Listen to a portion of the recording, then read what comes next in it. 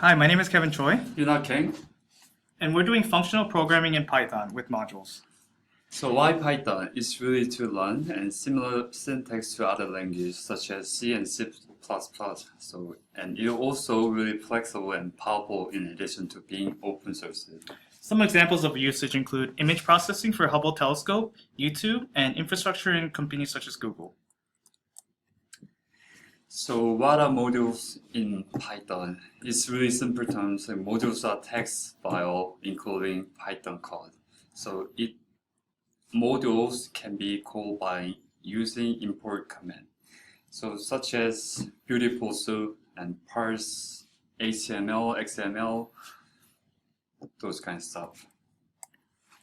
So some details why we need to use Python is this language is really easy to read, like reading a book, and it's Versatile. using popular platform including Raspberry Pi, and it codes running in Asynchronous.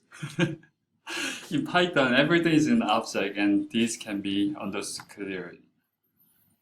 Some of the cons we have are compared to other language, at compile time it can be slower because it's an interpreted language.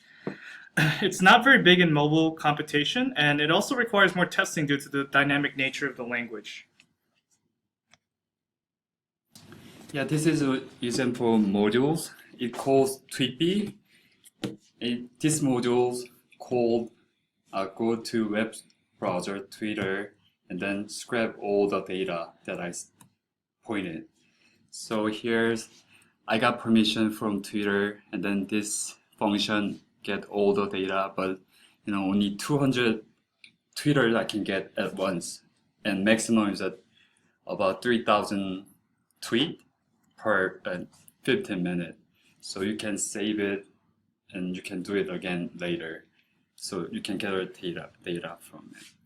So when you run it, got it. So you will see 200 each.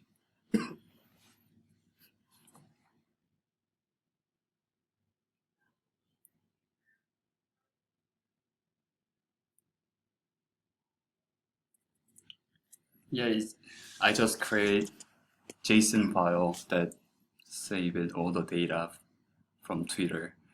And here another modules about the pandas data reader. It bring us all the stock value from the Nasdaq, Shanghai, Japan, Korea, and currency.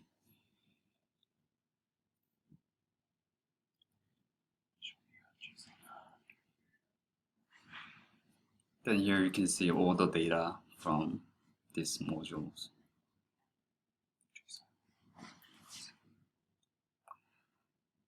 And this is JSON file that I scrap all the thing. Here you can see what the Donald Trump said on his Twitter. And here's a date and what he said here. So now that we covered the basics of our program, we went through the Python basics of those modules. We have a little cartoon here. Python's very easy to read compared to Java, where you may not know what they're saying or what another developer is saying.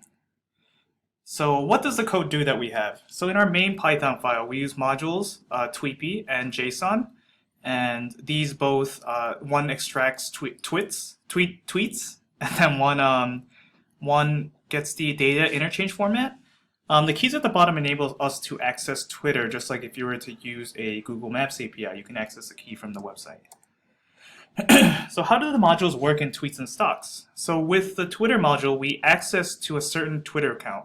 On the friends list, the API will look for the match post from Donald Trump, and we have the limit set at around 3,000 for the current setup. The program can stream with a set of intervals to grab new tweets. He tweets a lot. So let's see the relationship between stocks and tweets. Because we set intervals on both the stock and the Twitter side of the program, we can take the feed from both modules and compare the data and analyze what happens to the stocks. This can be modified to even use other library functions. So why is this interesting? Python is a very heavy modularized programming language. This can allow us to compare different types of data from different sources with ease due to readability. And with this, we can be many people from different programming backgrounds can be able to contribute to each other's work, and we can build bigger and better programs. So in the example we've shown, it's basically the bare bones Python program that we did, but you can see that it'll just take one more additional library to combine all the data, and then it kind of expand upon it, introduce possibly a GUI and things like that. So there's a lot of possibilities with the language, and we hope you enjoyed the video. Thank you.